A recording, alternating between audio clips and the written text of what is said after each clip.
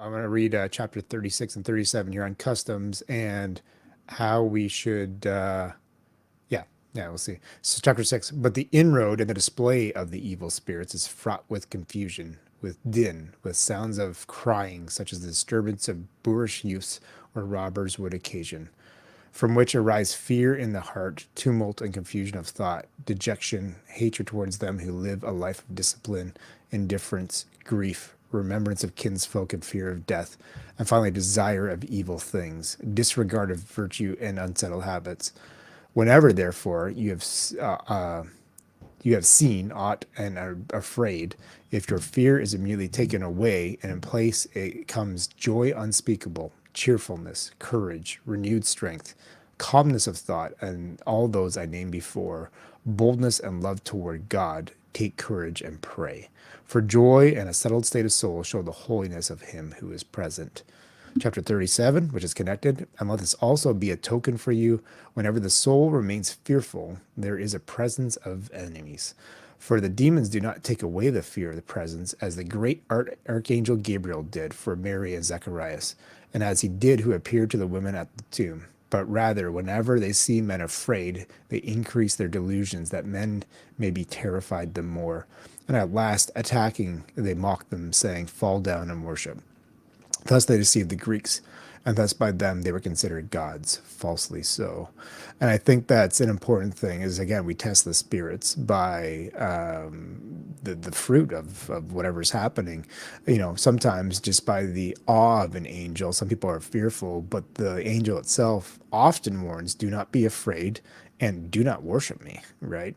Those things go together. And so, are you left with something that brings you calmness and joy, or are you left with something that creates confusion, anxiety, fear? Yeah. Okay, let me read a few more chapters, and I think we're done with reading Athanasius. Then we can go to some scholarly sources. Chapter 40. Once a demon exceeded high appeared with pomp and dared to say, I'm the power of God and I'm providence. What do you wish that I shall give you? So this was what Paul was saying to us, that demons can come and manifest as the angels or beings of light so they can deceive people. But this is where Saint Anthony was discerning.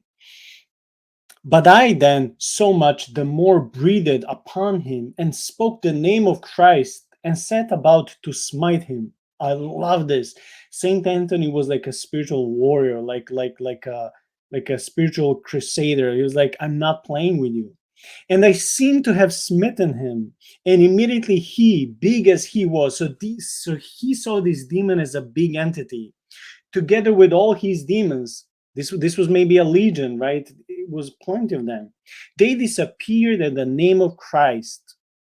At another time, while I was fasting, he came full of craft, under the semblance of a monk. Again, this is a demon that can shapeshift, with what seemed to be loaves, and gave me counsel, saying, Eat and cease from your many labors.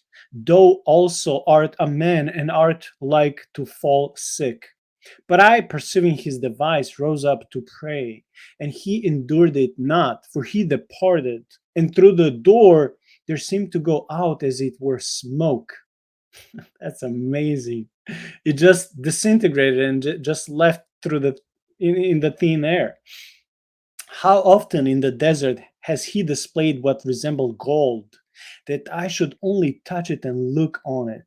Again, this is very biblical, as when the devil was trying to tempt Jesus. But I sang psalms against him, and he vanished away. Often they would beat me with stripes, and I repeated again and again, Nothing shall separate me from the love of Christ. Romans 8:35.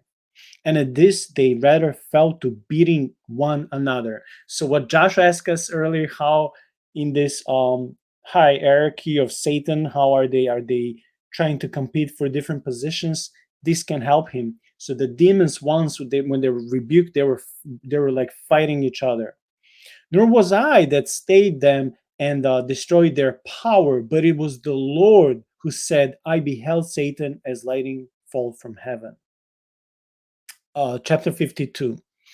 The devil, therefore, as David says in the Psalms, observed Saint Anthony and gnashed his teeth against him. But Anthony was consoled by the Savior and continued unhurt by his wiles and varied devices. As he was watching in the night, the devil sent wild beasts against him.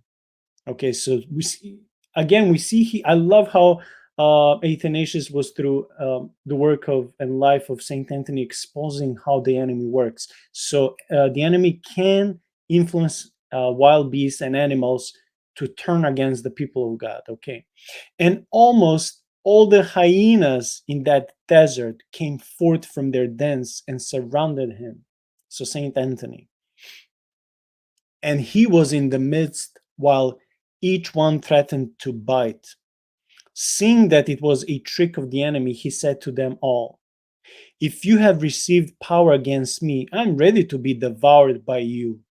But if you were sent against me by demons, stay not, but depart, for I am a servant of Christ." When Anthony said these words, they fled, driven by that word as with a whip. Man, he was like a theological Indiana Jones.